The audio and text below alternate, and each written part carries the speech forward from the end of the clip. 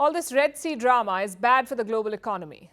There's talk of slowdown in 2024, maybe even a recession. But amid this gloom, there is a bright spot, and that's India. And we are not the ones saying this. The IMF is, the International Monetary Fund. They've released the annual assessment of India's economic performance, sort of like a report card. And three things stand out here, three big headlines. Number one, the IMF has called India a star performer, one of the fastest growing economies in the world. Number two, India's GDP will grow by 6.3%. That's the current financial year. 6.3% growth. And number three, India will make up 16% of global economic growth. Together with China, it will be the engine of the world economy. How did that happen? How did India avoid the global slowdown? Well, the IMF has mentioned a few reasons, like the digitization push, the large population, and also the strong government infrastructure program. And that last one is very important. India has set aside a lot of money for this, around $120 billion. It will be used to expand India's infrastructure. We're talking about roads, railways, hospitals. In fact, infrastructure spending is set to double. Between 2017 and 2023, it was around 70 lakh crore rupees. But in the next 5 years, it will reach 143 lakh crores. That's how many projects are lined up. So India is splurging on infra, and that is driving growth. What about other indicators like inflation, employment, and deficit? The IMF says all good. In July, India's inflation was at 7.4%. It was hurting most households. But by September, it was down to 5%. In October, it came down to 4.8%. So the IMF says inflation is largely under control.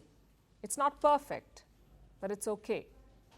And one reason for that is geopolitics. Unlike Western countries, India did not abandon Russian oil. New Delhi kept buying at a discount. Even the IMF is now talking about it. They've called it proactive diversification of critical oil imports. Whatever floats their boat. I know all this sounds perfect. So where are the challenges? The IMF has listed three major challenges. First, global headwinds. Most experts say the world will slow down in 2024, and it doesn't matter who you are or where you are. When the world slows, you slow. There'll be lesser demand for exports. Investments will reduce, and so will consumer spending. The second challenge is India's massive population. Yes, it's an advantage on paper, but you need to invest in this population. Only a healthy and educated population can help you. So the IMF has suggestions, like encouraging more women to work, reforming the labor market, and investing in health. If India does these things, growth will increase even more. And finally, the third challenge, weather shocks. When you have 1.4 billion people, food becomes a top priority. And for food, you need agriculture. And for agriculture, you need predictable weather, not shocks. And that's a clear worry. Just look at India's sugar output. It's projected to fall by 12% this year and by more than 8% next year. Fall. Why is that? Because the rains have not been enough.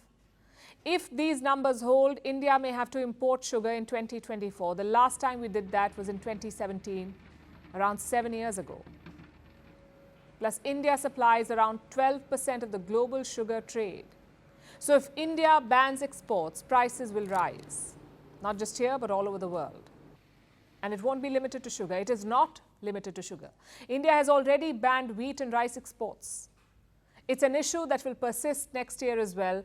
But by and large, things are looking good. The IMF is pretty happy with India's report card. They did have one complaint, though, on exchange control, basically how India manages its currency.